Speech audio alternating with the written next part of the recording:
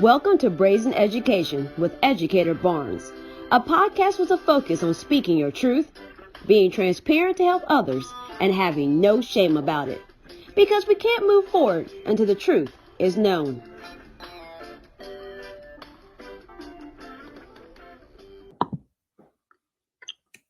Hey everybody, welcome to my last Brazen Education podcast episode of 2020. I know a lot of you have been asking like where I've been. I believe my last episode was in October.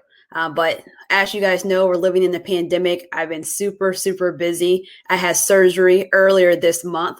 And so I just decided to wait until the end of December to go ahead and wrap things up. And in true fashion, today's show is just about wrapping up 2020. So what I'll do is take you through my year in 2020, what I've learned, how I reflected, and how I plan to move forward into 2021. Because if you haven't figured this out already, not much is going to change when we transition from December 31st, 2020 to January 1st, 2021.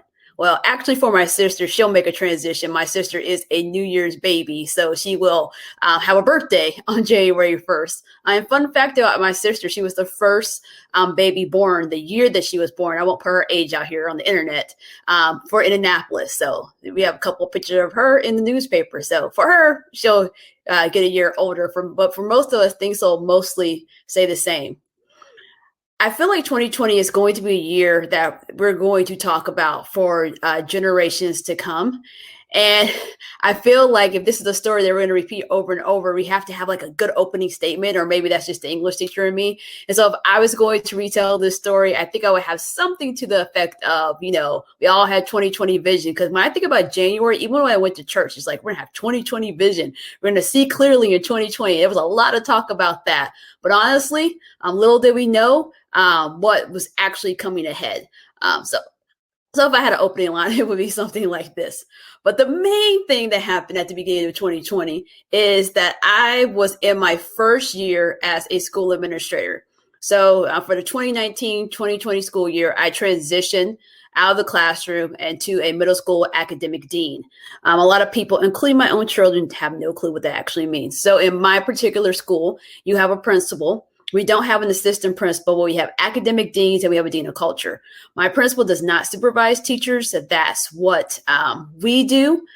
So all the deans, we break up the staff, we supervise them so I can hire teachers, I can let teachers go, I coach teachers, I evaluate them, and I co-lead our middle school because my building is K-8.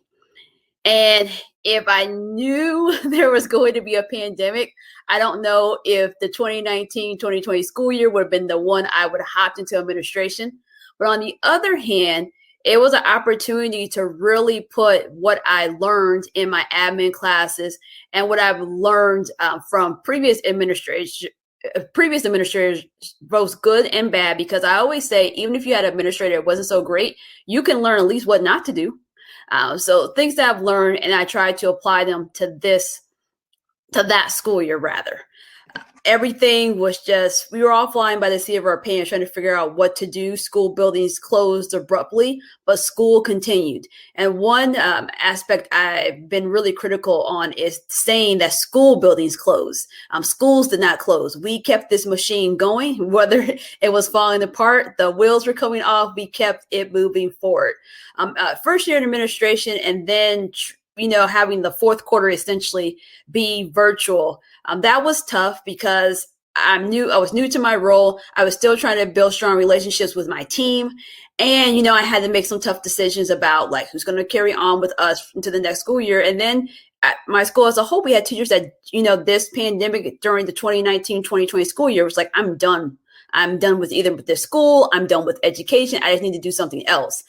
And having all those things in mind, those were the things I kept in mind moving into this school year, the 2020-21 school year. What I learned is that I'm tougher than I thought. There were several things that happened during my first year of administration, including me being harassed and being bullied. Person who did it admitted to it. So this is not me claiming this happened. This is that person's own words saying that they did that to me. So that was tough to deal with. But I'll talk a little bit later about thriving during adversity. So I'll get into a little bit of that later. So you had that happen, and then you had the summertime that came around.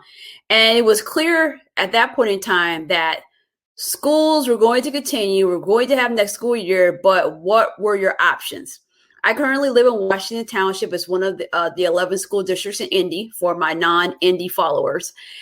And our school district decided to reopen 100% remote. So we didn't have an option. I was completely fine with that option because during the summer, I learned there was something going on with my health. And I'll talk about that a little bit later. So for me, it was in the best interest of our family just to keep everyone at home. And between my husband and I, we both could work remotely from time to time at our home. So that all worked out for our children, sort of. We have identical twins. And I always say, and if you are a teacher listening or administrator listening, this is something I really want to get across. When it comes to parents of multiples, they should always have the decision. They should always have the choice when it comes to whether their kids should be together or separated. You may think you know best because you've had multiples in your class before, but the real facts are you don't know those sets of multiples. And each set of multiples have their own needs, and children should have their parents decide, not the school. Luckily, my children's school, they gave us the option. Some of you know a little bit of our story. Our kids were together for pre-K 3. They were together for the first semester of pre-K 4, separated into two different preschools. I won't get into the why of that. I actually wrote about the why of that earlier this week when I talked about Black gifted education. So go to indy.education to read more about that. Kindergarten, they were separated. First grade, they were separated. Second grade, they were back together. Third grade, they were separated. But for fourth grade, because we knew they were going to be 100% remote, we decided to put our sons together in one class. There was a few reasons for this. When we transitioned to remote learning last school year, their teachers had two different styles and two different levels of how they perceive remote learning should go. One we felt was good and competent in what she was doing, and the other one we did not. And so for us, we didn't want to deal with two different teachers, two different styles, and we had the luxury of having children in the same grade. So we decided to put our kids in the same class so we would have one teacher, one style. So that was the first quarter. And then after fall break, Washington Township decided to bring elementary back in person if parents chose to do so. And then the secondary school, I don't know, I read it, but since I have no kids in middle school, I didn't internalize it. I know they weren't going every single day. So they were on the hybrid schedule. My husband and I decided to keep our kids remote. And that was a tough decision because we didn't have information. So many parents, it was not just Washington, you got an email like this from your district. Tell us, what do you want to do, in person or remote learning? But what they didn't tell you is based on the option you chose, whether or not your children would switch teachers or not. You had to blindly decide. And for me, that was tough. This school year was the first year when our kids were in elementary school where they had a Black teacher. And representation matters. But what was most important to me is that during the summer, their teacher won a Black Excellence in Education Award. So not only is she a Black teacher, but she's Black and excellent, right? So for us, making this decision to keep our kids remote could have meant they were switching to another teacher. But because of my health, we decided to stick with that. Luckily, their teacher ended up being the remote teacher for fourth grade, so they didn't switch teachers. But I also felt sad for the kids that were in my son's class because my sons missed some of those students that were in their class.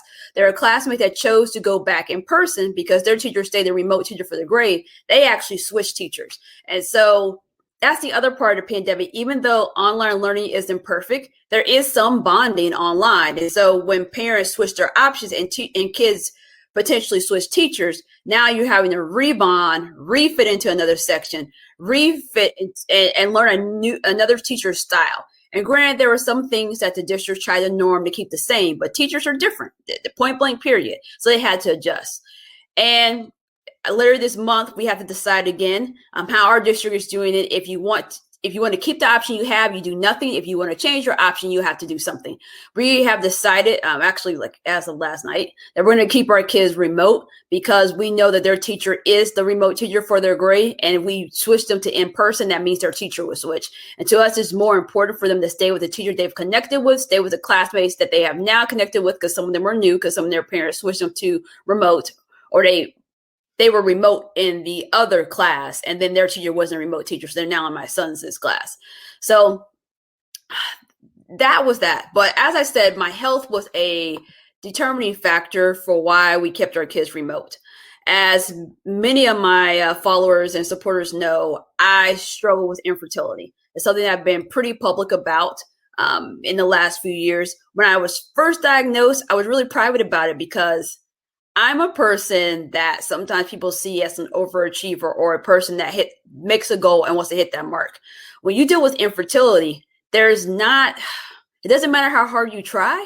Sometimes you don't get what you want. And for someone like me, that's hard to deal with.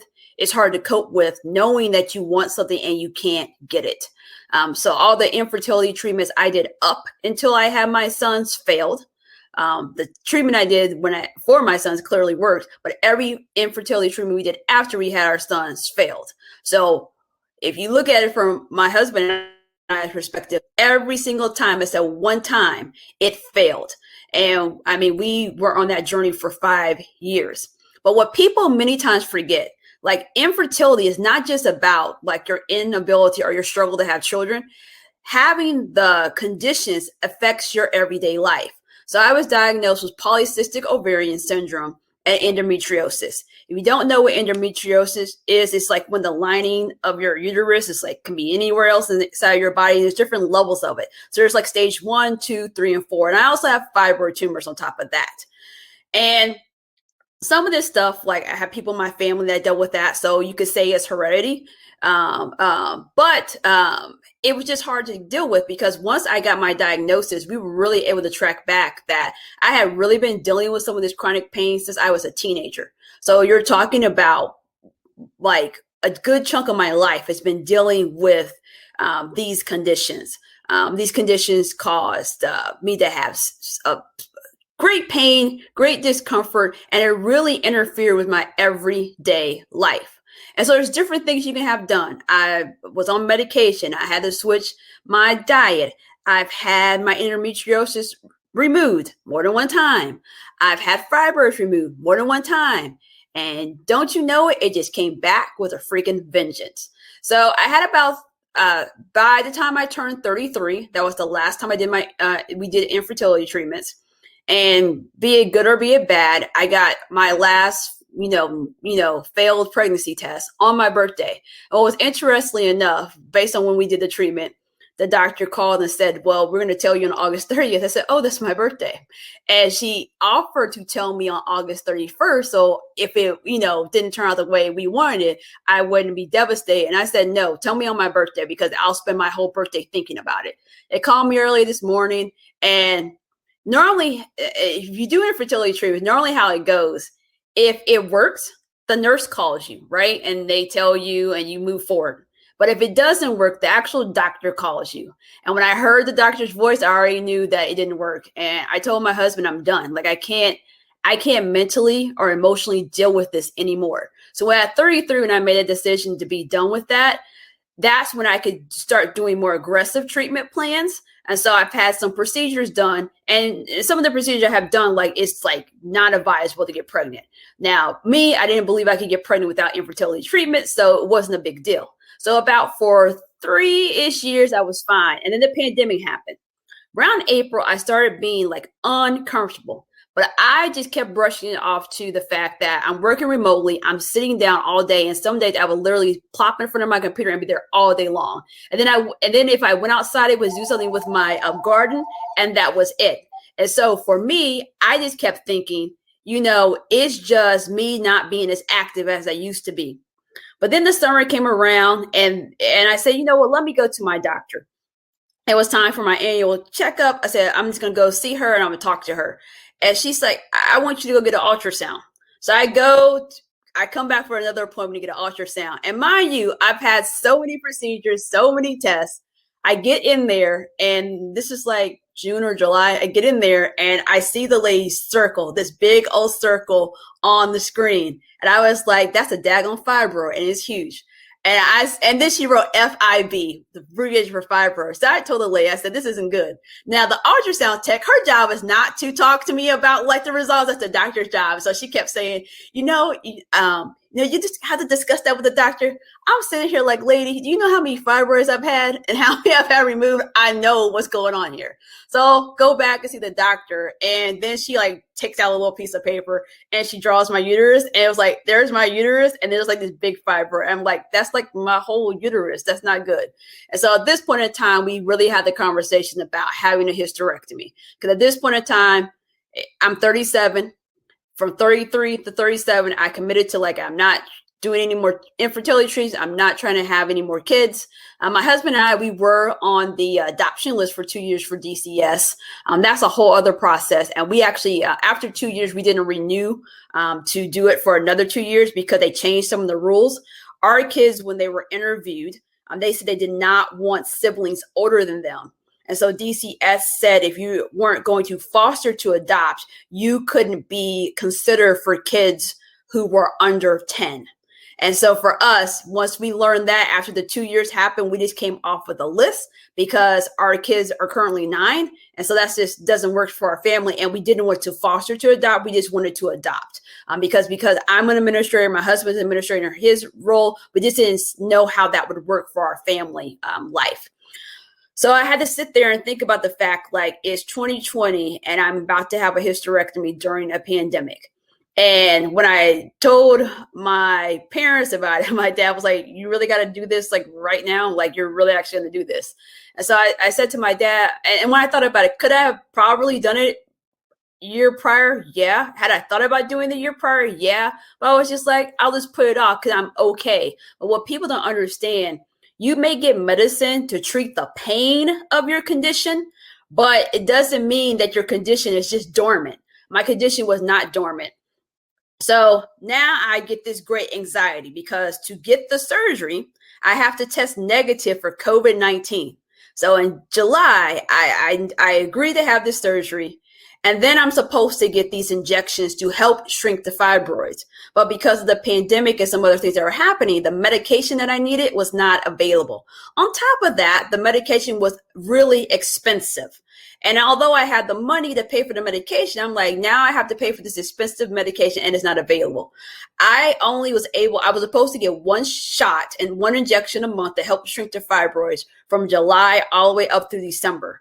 Because of the medicine not being available, and they went to different pharmacies. By the time the medicine was available, it was November, so I got one shot in November. I went ahead and paid for the shot because paying for the shot had us hit our deductible, which meant that the surgery was going to not be that much, which was great for us.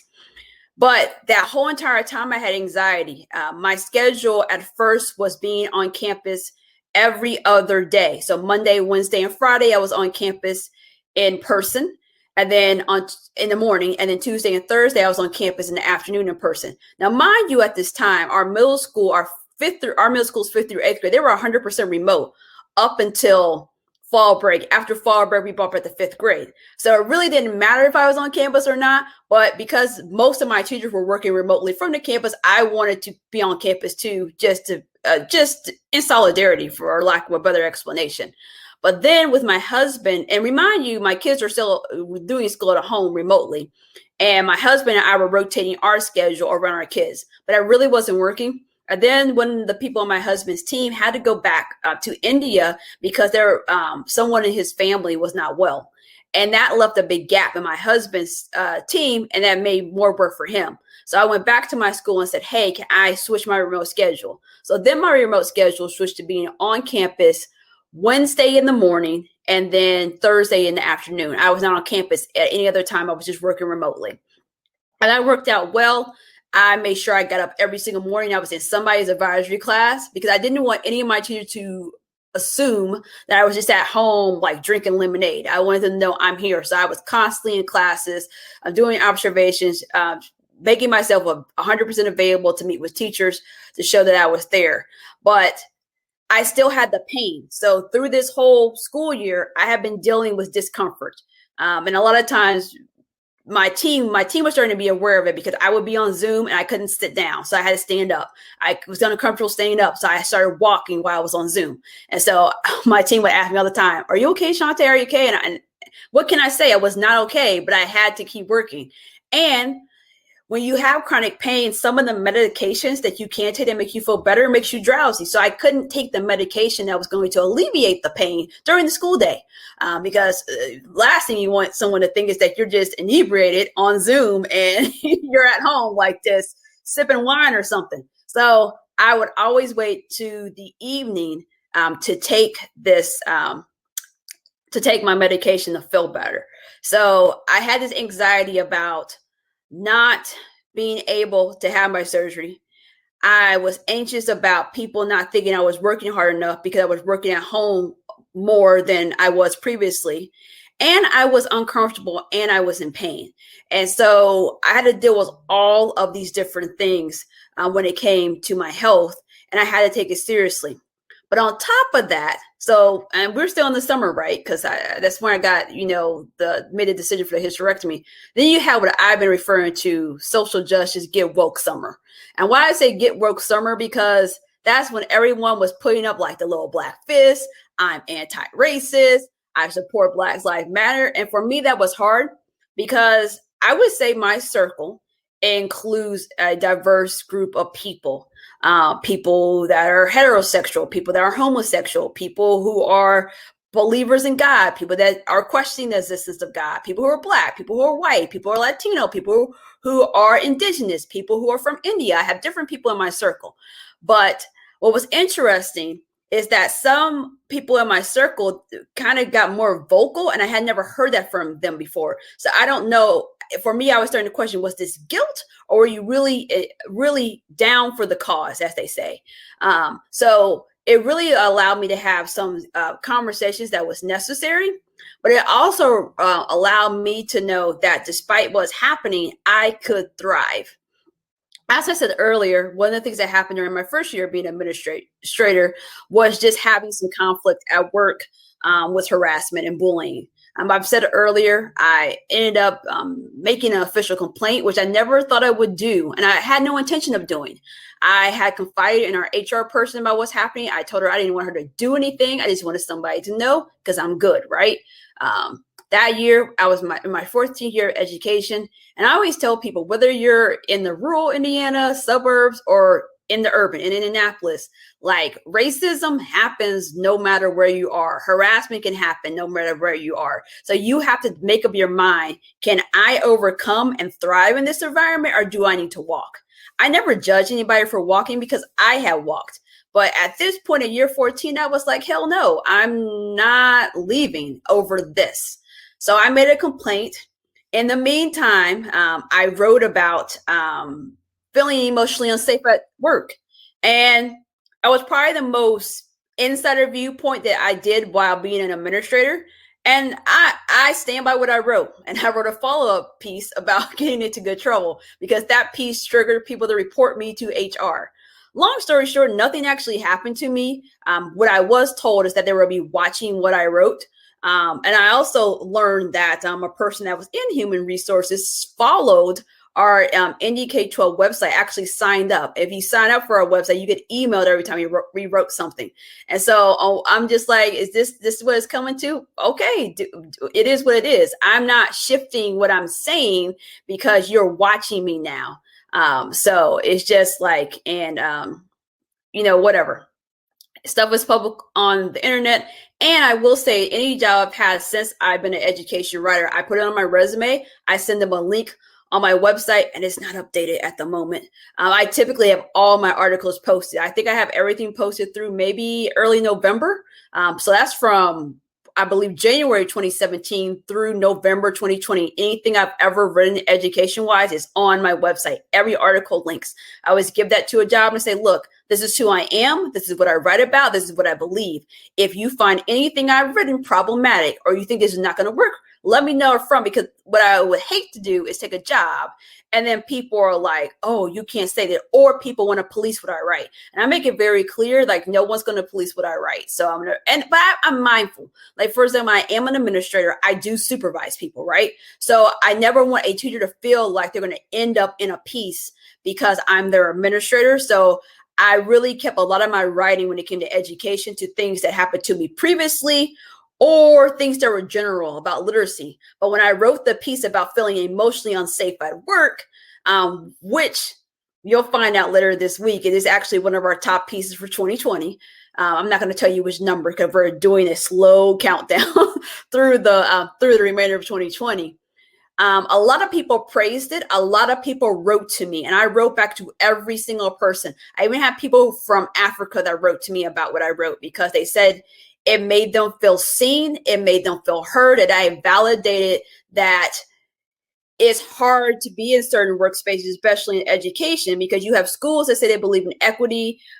They understand what microaggressions, racial microaggressions are.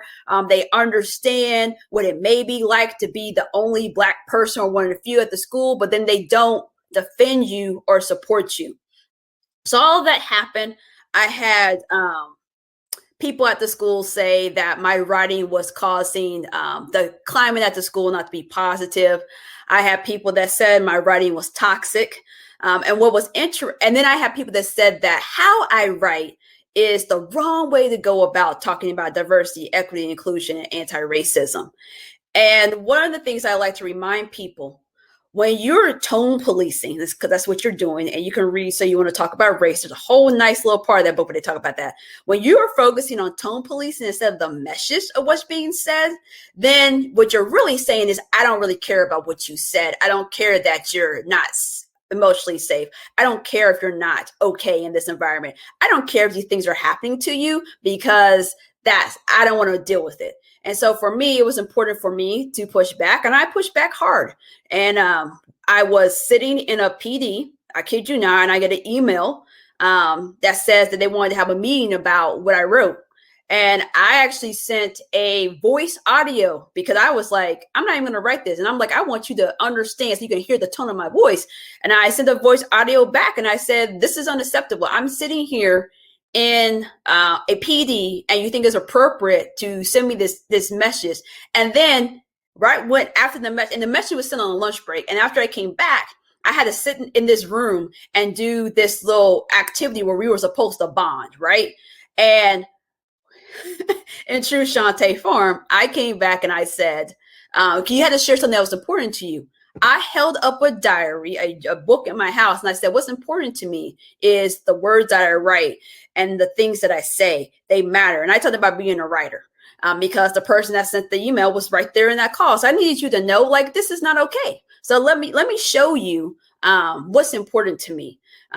So we had a conversation about it, and I made it very clear. I stand by what I wrote, that this environment is not emotionally safe for people that look like me, and the organization needs to do better. And I challenge them to do better. I will say that my school is now mandating racial equity training for the whole school. And that's something I actually fought for. When we were told that we could have racial equity training, I was going to send my entire team, and then I was told I could not. So I was able to send a third of them. And my team was upset because I didn't start doing DEI work because the summer happened. I had been having these conversations with people on my team, even the previous school year. But this year I was more intentional. I will say, because of what happened this summer, I wanted to make sure I was more intentional about what I was doing and the why behind it. So I tightened up what I was doing. So when my team found out they all couldn't go, they were upset. But then our executive director had talked about the training in one of his video messages. So then it changed to, if you want to send your whole team, you can. So I did sign up my whole team, and I'm on medical leave right now. So when I return from medical leave, all my team will have attended the racial equity training, and I've attended it previously already. But I'm thinking about attending it again because I think you can never attend it too many times. And so I set up my whole team. I had a conversation with other administrators in my building. They're like, well, aren't you worried about pushback? And my whole thing is, you all know I said that there's things that are happening in this environment that aren't okay. And so if we're not going to send people to training because we are scared that they're not going to like it, then they're not the right fit for our school. And for me, that's the stance that I want any school that I work in to have. But I did learn that now it has shifted from, because I was the only admin that has signed up their entire team. I was only admin in my building because I told my team, you're going. Like, if you're on my team, you don't have an option.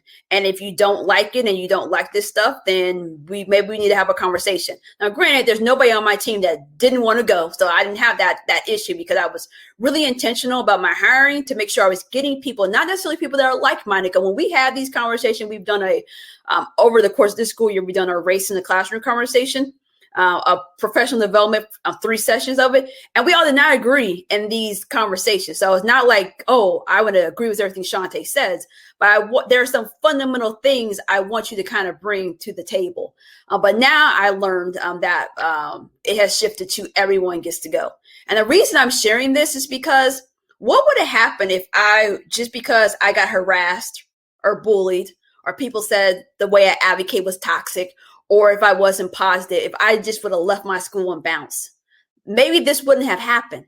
I don't know. But for me, right now, I'm thriving. And the other thing I like to point out that feels so good, like in previous roles, like another article I wrote for NUK 12, which is also in our top 10, is about my experience working in Brownsburg.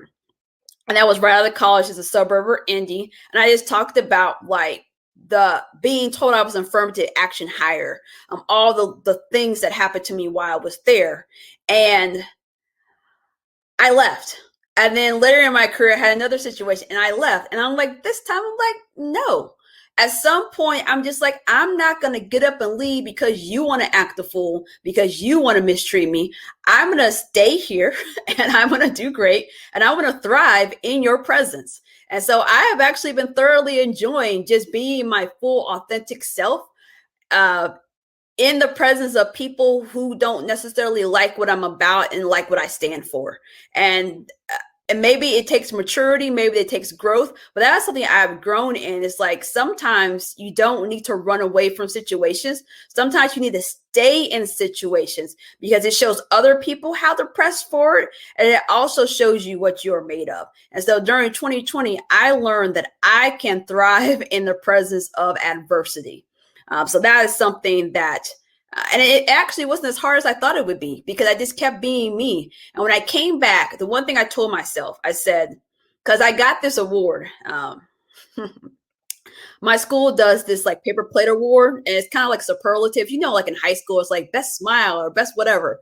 So you're supposed to pick these little awards. Everyone had to do them. I did them for my team. I would say for my team, I think the majority of them were like academic tied. I tried to tie the classroom environment. And I think one person I did about like these treats that she always made because I thought that was pretty cool. And it was really meaningful to our team. But the one I got went on Zoom at the end of the year was the Straight Face Award because no one knows exactly what Shantae is thinking before she says it. And that was like the worst ever acknowledgement I've gotten in my whole entire career. And I kid you not, because I'm sitting here on Zoom and that's what's said about me. And when I listen to what was said about everyone else, not that I was in a competition with everyone else, but I'm like, I've been here for a whole entire school year. And the best you could come up with is the Straight Faced Award. Like that's the best you could come up with. Not about like my goals that I met, not about how I coach teachers, not about how it's helping change mindsets. It's about almost like about my personality.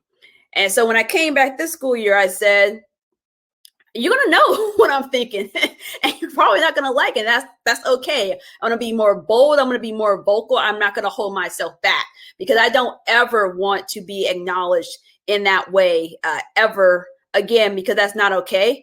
And the other thing that bothers me when we do shout outs and acknowledgments in schools many times, we're not focused on the things that should matter, like academics and strong relationships with students. We are shouting out people for silly things like, oh, thanks for giving me coffee at Starbucks. No, like it really should be something meaningful, like, wow, you met that goal.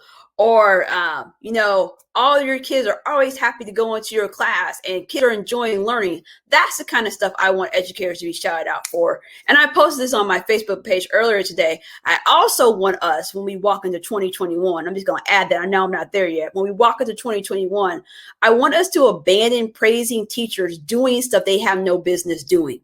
And what I mean by that, teachers who are not taking care of themselves. I saw an article about a teacher teaching from the hospital remotely, and she ended up on the news.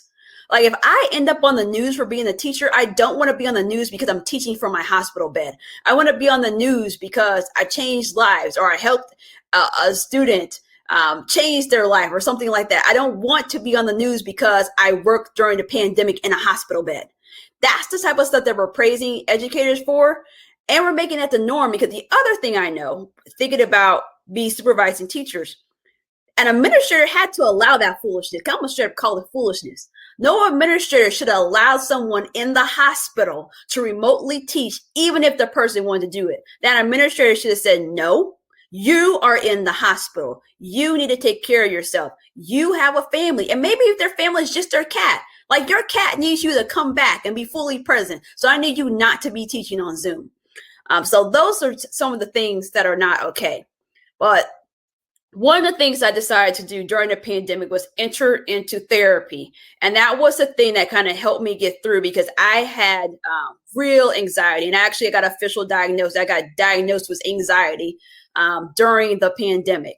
And what was interesting enough, I had talked to a therapist some years back. And this therapist wasn't my therapist. It was a therapist of someone else I knew. But I was there at this appointment.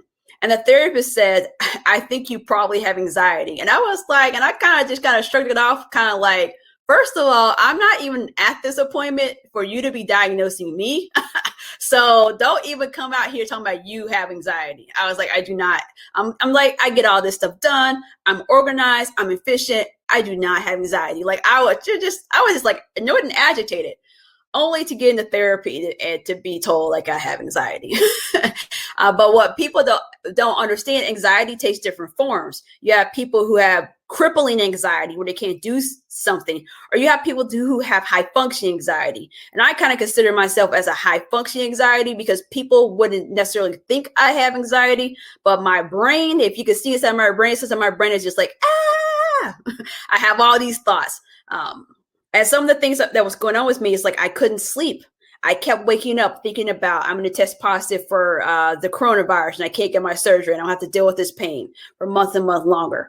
I kept thinking about if someone else in my family was going to get it. I kept thinking about, how am I going to get all of this work done? Because I had to go on leave for 6 weeks. You know, who's going to be taking care of my teachers? Who's going to be watching over my students? All this stuff literally kept waking me up. So, which is why I didn't do a podcast episode for November, because November is when it got really bad. And I was sleeping about 2 to 3 hours a night, which is horrible. And I was just doing all this stuff. And mind you, I'm also in a doctoral program right now. So on top of that, I was trying to get my research proposal approved by the internal review board. And let me tell you, those people are tough. At one point, I'm like, what do y'all want? A pint of blood? Hair from my firstborn child? Because I keep sending this research proposal in, and you just keep sending it back with revisions and corrections and explain this more. So on top of that, my research proposal kept getting kicked back. And I'm not even going to tell y'all how many times it got kicked back. But at one point, I took about 3 weeks off from even resubmitting it, because I was so mad that it kept getting sent back. And then it would be like, I would fix something, right? And then there would be another section they would want me to fix. But that section was fine the last time I sent it in, but now you got problems with it. So whatever. But thank the Lord, my proposal is approved. So in 2021, I can start collecting data and I can start conducting research. So I'm super excited about that. But what therapy allowed me to do is really think about the year thus far, think about things I need to change. One of the things I've been working on is having a bedtime for myself and going to bed. That's been really hard for me, because typically I just work. I write, I edit other people, so I edit. I may be thinking about a podcast episode. I may be on someone else's podcast. And speaking about that, tomorrow I will be on the Recess podcast with David McGuire. He's the host, and David is one of my colleagues for NEK12, and it's actually an NEK12 takeover. So it'll be David, myself, and Andrew Pillow, who's also one of our wonderful NEK12 writers. So if you tune in, if you go to my Facebook page tomorrow, I believe it's 7 p.m. We're going to be live. You can see us all, and we're going to talk about the year in review with NEK12 and this with education. But there was a lot of things I accomplished in therapy this year. One of the things I accomplished was getting rid of my kids' baby clothes. And that may sound like a silly thing, but we had held on to all these tubs because we thought the infertility treatments were going to work. But then when they didn't work, we're like, oh, we'll get to adopt. And after 2 years, that didn't work out. But I couldn't, for some reason, just get rid of the stuff. So I talked that through, and what I ended up doing was taking a few items that belonged to my boys, putting it in a small box. And then, as some of you know, if you follow my Facebook page, I posted all the stuff on Facebook. And I was able to give my kids' stuff away to like 5 wonderful women who were able to use it. And something remarkable happened. I want to tell you about this one woman I met, because I met all the women at the Starbucks across the street from my children's school. And the one woman, she came to get the clothes, but they weren't for herself. They were for her ex's new baby mama. And she was telling me, she said, at the end of the day, that kid is going to be my kid's half sibling. And I want that kid to be okay. And she's really struggling. And for me, I was just really impressed, and just I was really impressed by her. That's being like a real class act woman, to think about your ex's new person, I don't know what the relationship, I guess girlfriend, baby's mother, I don't know what they were calling each other, but think enough for her to actually come get these clothes for me to give it to this woman, because she said, that's my child's half sibling, and I want that child to be well taken care of. And so it was just nice to meet all the different women to get this stuff away. And I thought I was going to be like sad about it, but when I came home, it was like a burden that was lifted, because what was happening was, every single time I walked into my basement, I was seeing this, and I was just reliving the failure all over again. So to have this stuff out of my house, to have a small keepsake box that I can put away somewhere that I don't have to look at all the time, it was really a nice way to kind of move forward. The other thing I've been talking about in therapy is about what I'm going to do in 2021. Earlier, I wrote about my experience in Brownsburg, but that actually turned out to be a wonderful thing. The post went viral, and for the most part, it was well received. I did get some hate mail, and I had somebody write to me anonymously, and I'm pretty sure it's somebody that I used to work with, because everybody else that had a positive or just like, thanks for sharing, they told me their name, they told me who they were. I even had a former student that wrote to me, which that was probably my favorite response.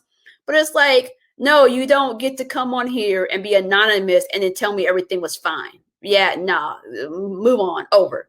But because of that, I was able to connect with current students for Brownsburg. I was able to speak to their group, which is Future Leaders of Tomorrow. I had a couple of them on my show, Ed Gems, through the Indianapolis Recorder, and I'm going to go back and speak to them in the spring.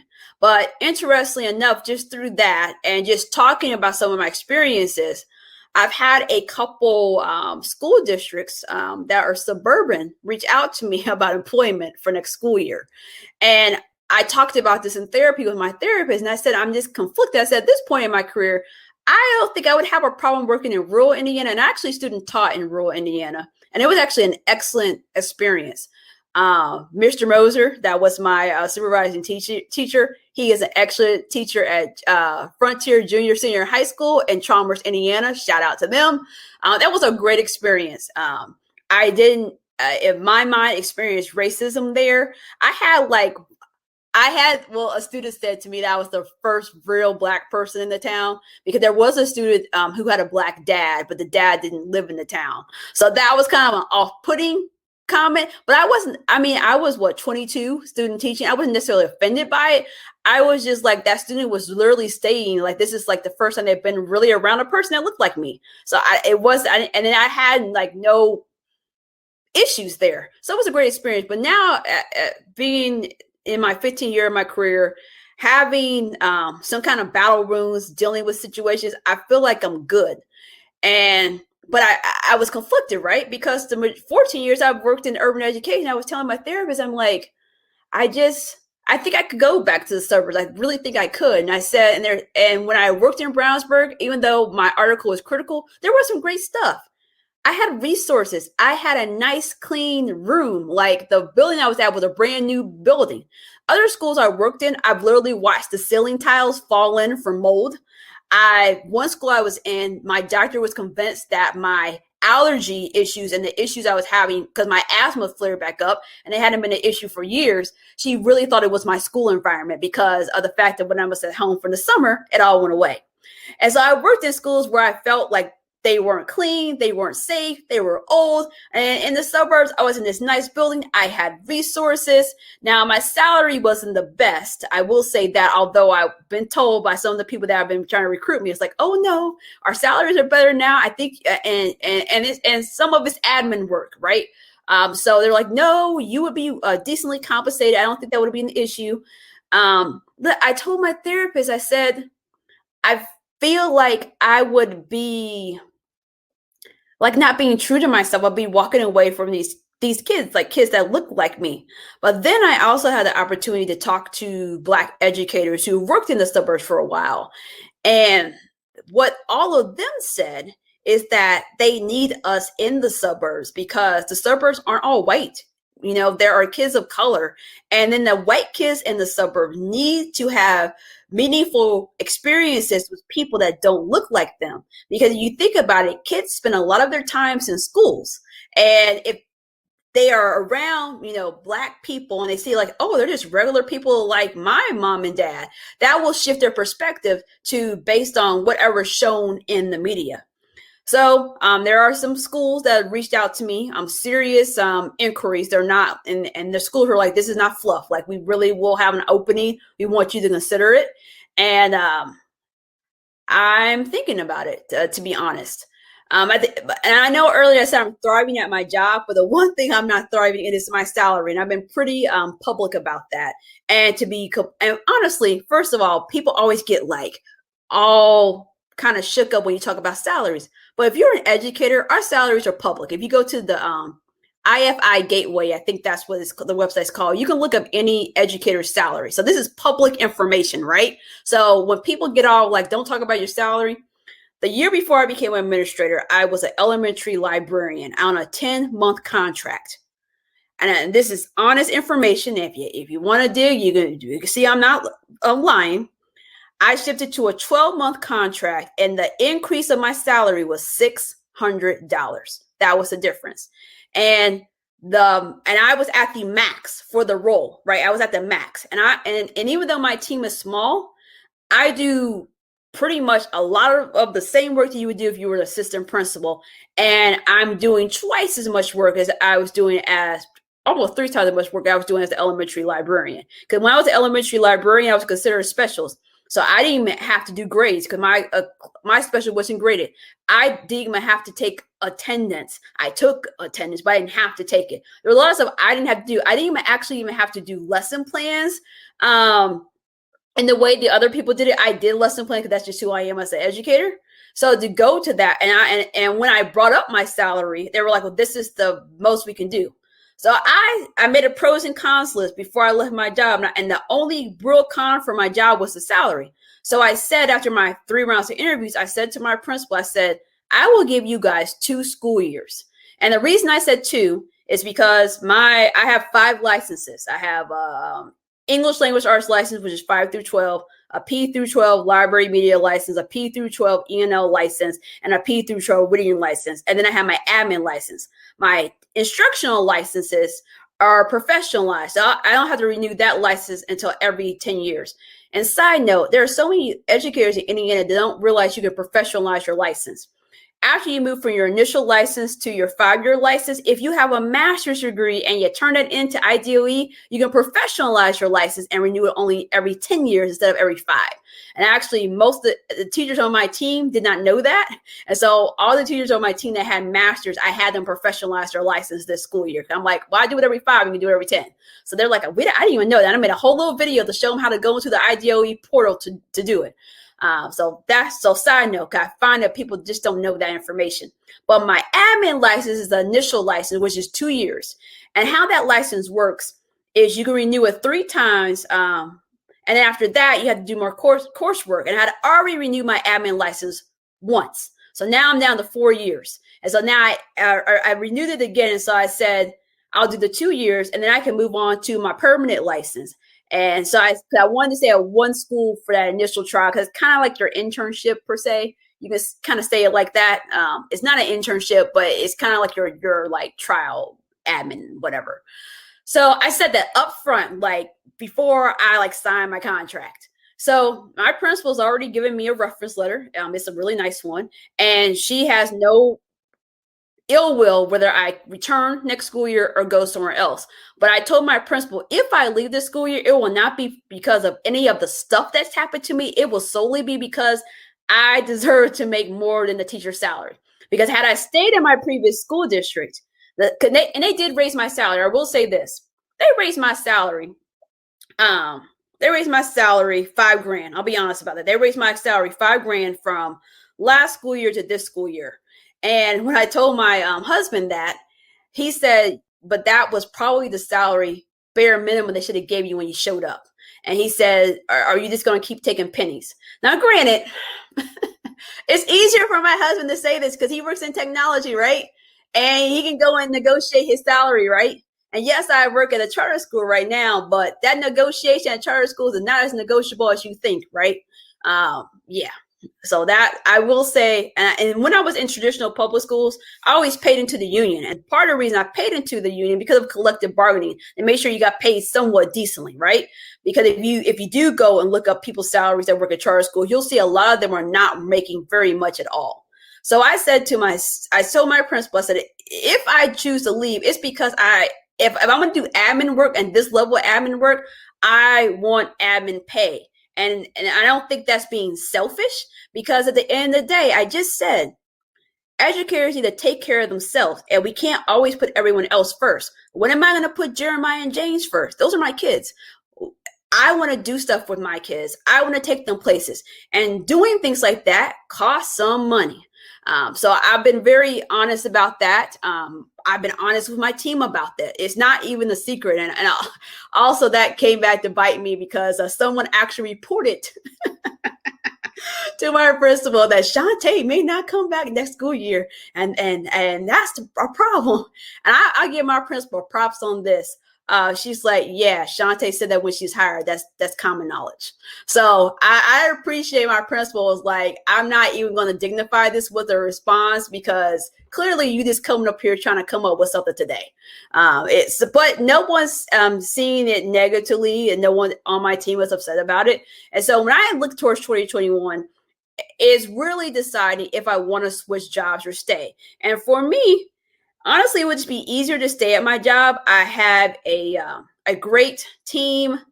I have procedures and routines that are in place. I know like the structures because every time you switch job, you got to learn a new district, the new admin, the new procedures. You know, the rules that are unwritten that they don't really tell you up front. You got to figure out.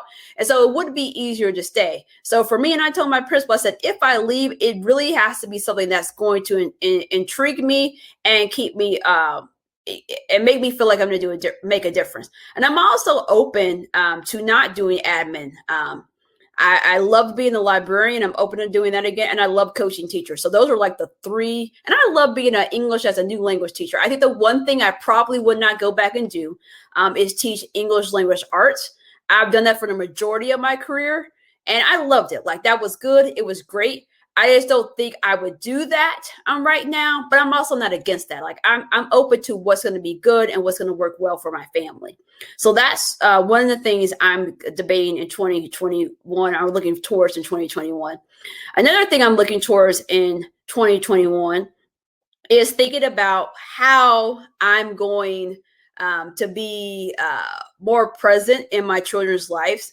During the pandemic, I really gotten to be closer to my children and really gotten to know them better. And I want that to continue. So it's important to me once, the vaccine's out there, hopefully the numbers will drop down. But I know some of y'all are trying to gather for Christmas and the holidays. Don't do that. So hopefully the numbers will go down and we'll start shifting back to normal. And when that happens, what I don't want to get lost is the time that I spent with my kids, the time getting to know them. Like one of the things that I'm doing with my kids is playing Minecraft, and I will be hard pressed to say that I'm not good at it right now. I created a realm because I'm just really afraid of my kids like being on the internet talking to other people that don't live in this house. So our family has a realm. So like my husband and I and my kids were in this Minecraft realm together, and I had to figure out how to use the controls and walk. I did that. And we were in what you call it creative mode, where I guess you can't die or whatnot, I think. So I learned how to fly in creative mode. And then my kids are like, Mom, let's switch to this other realm and do survival mode. So we left the creative mode realm, went into survival mode realm. And I get in and they show me how to kill an animal. So I do that. And then 2 seconds later, I'm dead. So after that, my kids are like, follow us to our house because they have built this house. So it took me forever to follow them because I had to keep coming back and I kept getting lost. So I finally get into the house and they said, yeah, stay in there so you don't get killed again. So currently in Minecraft, I am in my kids' house that they built in a bedroom, much like I am right now because I am on medical leave. But I want to not lose those experiences playing like this game with my kids, talking to my kids, really learning about my one son, how important art was to him and how he felt like I wasn't taking his creativity seriously. And I kind of really hurt my feelings because in our house, there's artwork that I have drawn that's hung up in our house. And that was something my parents took seriously. They didn't think I was going to necessarily grow up and be an artist, but they let me draw and do art all the time. And they let me post my stuff all over the house. So one of the things I did during the pandemic is when we finally got because we didn't get their stuff from their classroom in third grade until like a few weeks into the fourth grade school year because they didn't let us come get it. But he got his artwork back and there was this picture of this dog and I framed it. And I actually had it blown up and framed in our house underneath my artwork. And I reached out to his art teacher to get recommendations for classes that he could take or just things that he could do to improve his art and his drawing. So, I mean, I'm talking about my kid falls asleep. He writes and he draws. So he falls asleep with a flashlight and a notebook. He thinks I don't know this, but I know. And my other son reads. He doesn't actually like to draw. But just really having that time to know what my kids are reading, spending time with them. We built a garden because I moved last year, October 2019. We only moved over 4 streets because it was important that we stayed at the same elementary school. And it took us 2 years to find a house. And it wasn't so much about the elementary school boundary. It's because Jermaine and I, my husband and I, we can't agree on nothing. And he was just being difficult, y'all. We would go to these houses and like we would roll up and he's like, I don't like how it looks. And he wouldn't even get out of the vehicle. I'm like, you really not going to get out? So God bless our realtor that had to deal with us and our foolishness because they would like this. But the house we currently lived in was the only house that was in the boundary that we both liked. So after 2 years, we moved. But I am an avid gardener. You can follow my blog at gardenershacole.com. And I couldn't take all my gardening stuff with us. So I had a garden way before my kids were born. So during the pandemic, we built this new garden together. So that was great. And I see that Toya is here and she asked me a question. She says, library and schools still have that. Some schools in Indy do, and some schools don't. Some schools in Indy, they have librarians that are like for the districts. They go to different schools. Or some schools have a librarian in the district and then they have librarian assistants who man the libraries and then the librarian comes around and some schools actually have a librarian.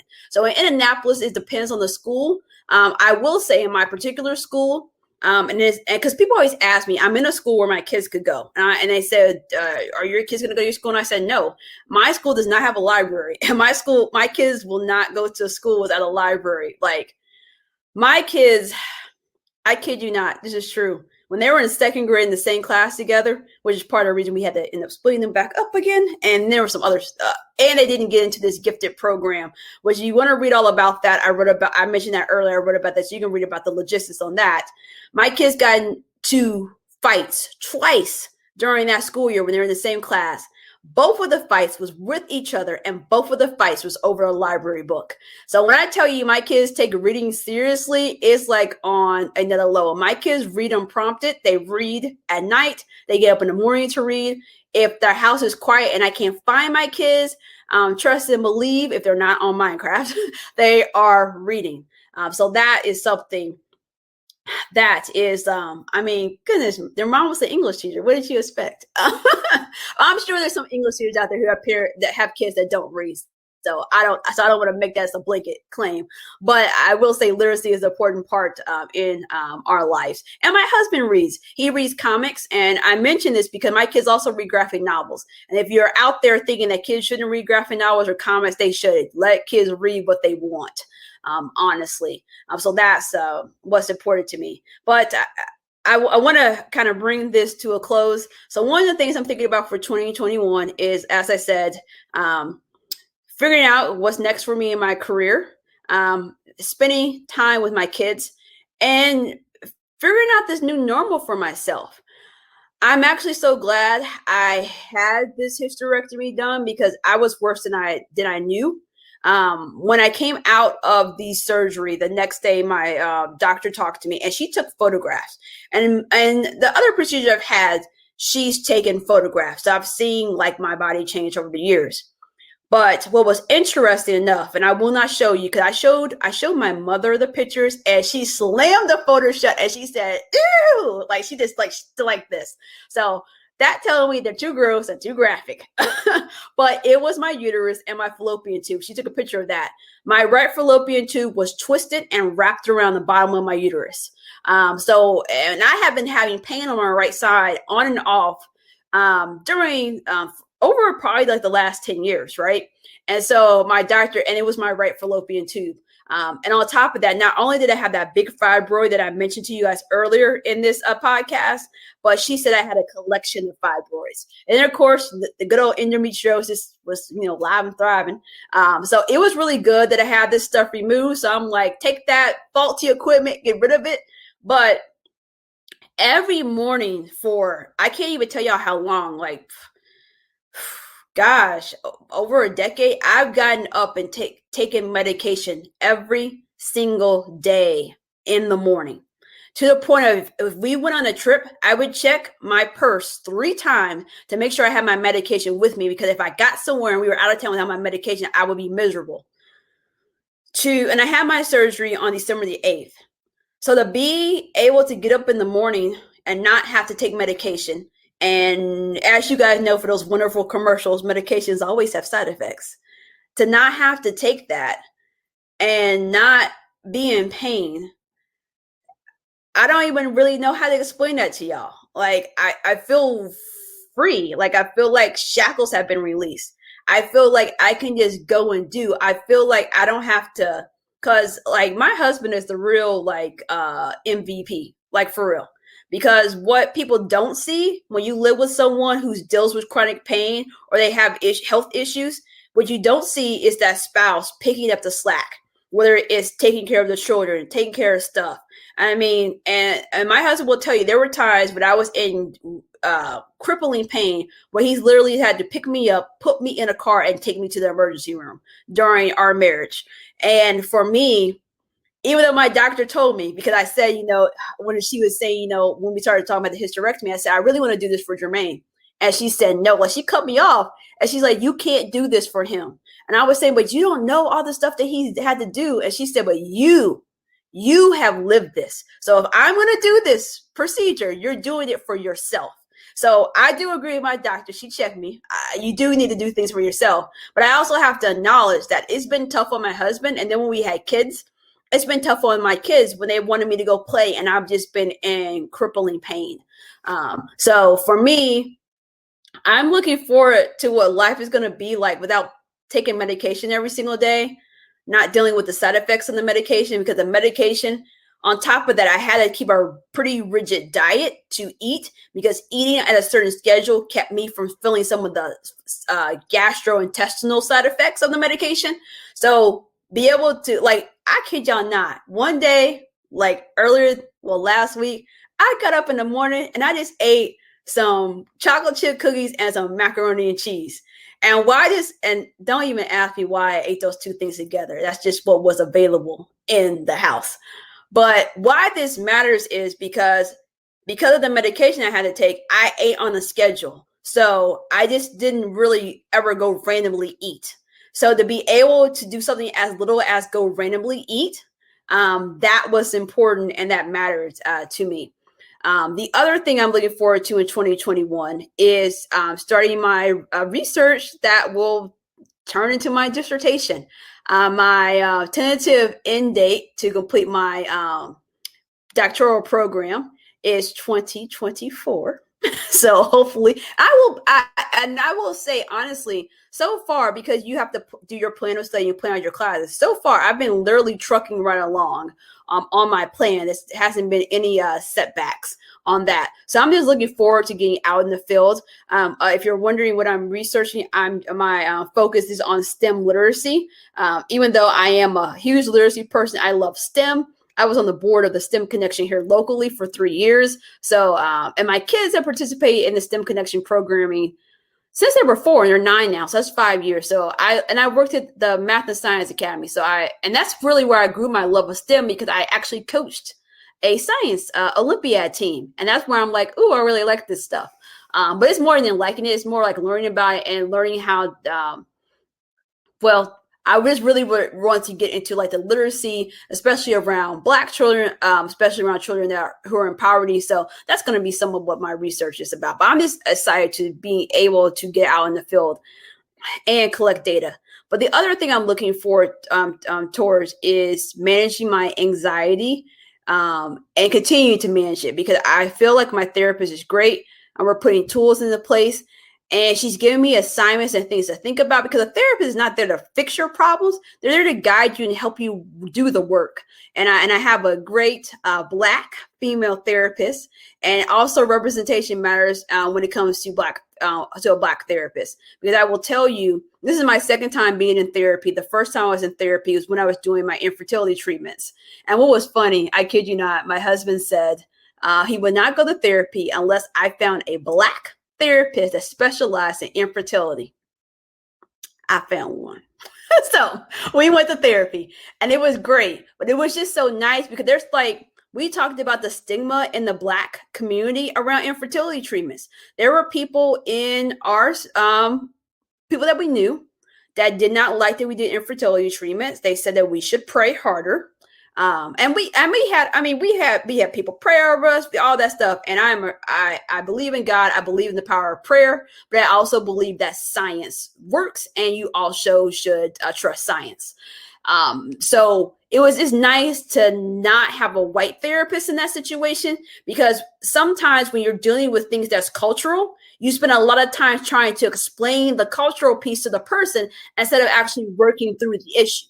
So it was nice to have a Black therapist that understood some of the stigmas in the Black community about it, that helped us kind of work through that. And so for me, when I knew at this point that I was not managing well, and I knew that I needed to get a therapist, it was important to me to get a therapist that looked like me, because I didn't want to have to explain something. For example, when I talked about something that happened at work, I didn't want to explain like how this affects me at my job, like, or how this looks like, or what the lens looks like for a Black person. I wanted to just state it, you kind of understand it, and then we kind of work through it.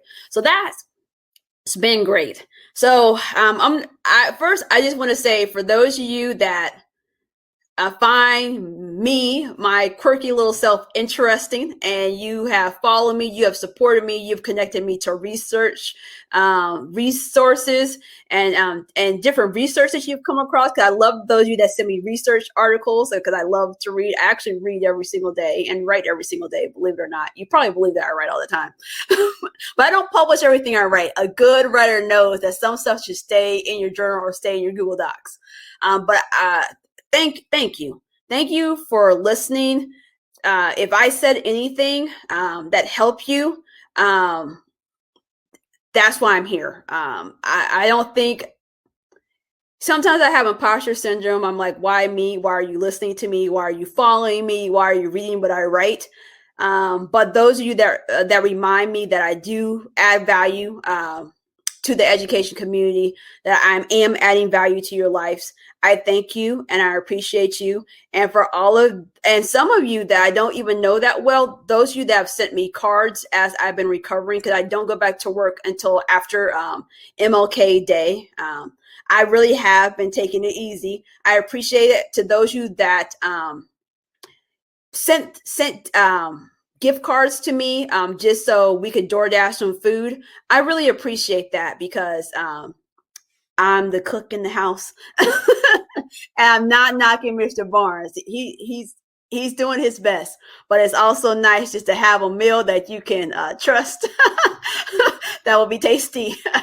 But he's doing his best. So those of you that and then those of you that donated money to me to get masks for my students at my school, I thank you. I thank you. I thank you so much because you did not have to do that.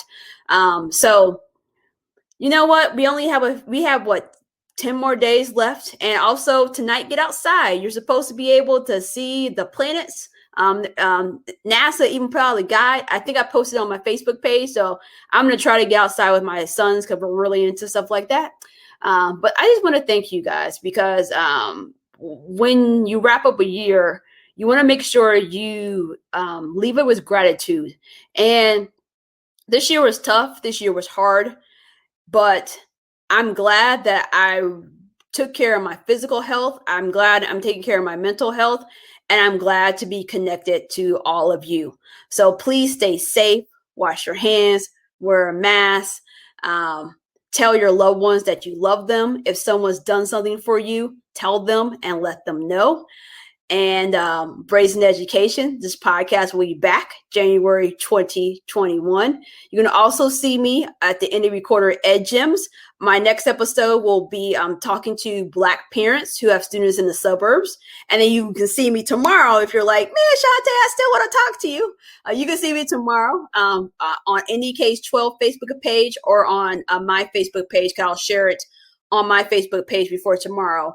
You can catch me on the Recess podcast. And we're going to be lively because when Andrew, David, and I get together, we're pretty lively. And sometimes I have guests on Brazen Education, but today I just wanted to talk to you guys.